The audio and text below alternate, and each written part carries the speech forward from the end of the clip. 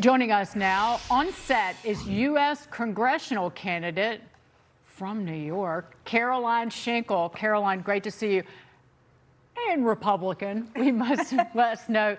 If you juxtapose the two of what the Republicans are trying to do with this funding and what New York City is trying to do to even greater restrict enforcement of federal law, the dichotomy is shocking. It's true, Dagan and Brian, thank you so much for having me today. It's such a pleasure.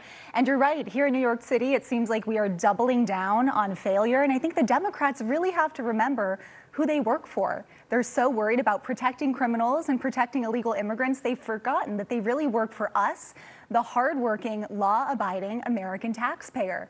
Funding ICE is a strategic priority. Funding a strong, secure border is a strategic priority. Funding airtight security at the White House is a strategic priority, especially in light of what we just saw at the White House Correspondents' Dinner. And to be honest, our mayor here in New York City, who once called for defunding the police, doesn't get it. He doesn't understand capital markets and how they work. Now, I studied economics at MIT, but given that our mayor is originally from Uganda, it really appears like he's governing from the Idi Amin School of Management, taxation through appropriation. It's not American. It's not New York City. And I think it's time for a healthy dose of free market economics back in New York City. That's what my candidacy represents. Can you change the narrative on ICE in New York City? I mean, I live in New York City. Every street corner is filled with Democrat politicians, and every one of their messages right out front is no ICE, defund ICE, get rid of ICE. And you're running in that environment.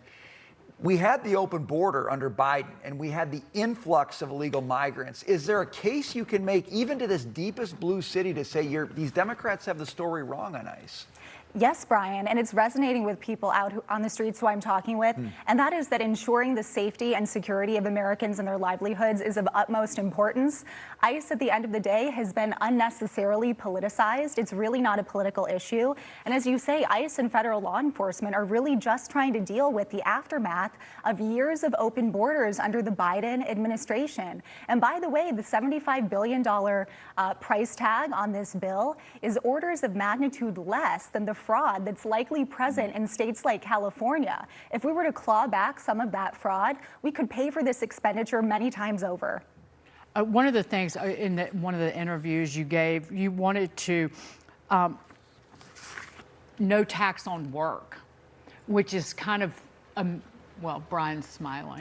I'm signed up. Brian likes it. There we go. Come on, let's go. Even if that doesn't, it would be a heavy lift down in Washington, D.C., but if you talk to people on the street about that and what that would mean for just to encourage work in this society and put more, give them more money to live on, particularly in one of the most expensive place in the country. Yes, Dagan, it's about protecting the paycheck. We need to get back to a place where we can actually have a serious conversation about at least dramatically reducing the federal income tax on W-2 wages.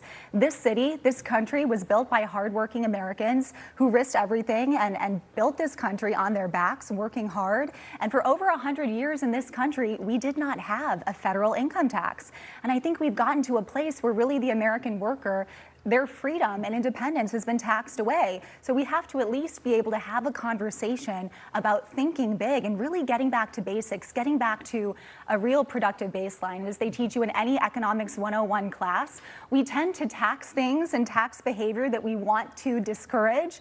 So why are we taxing so heavily something that is so good like work?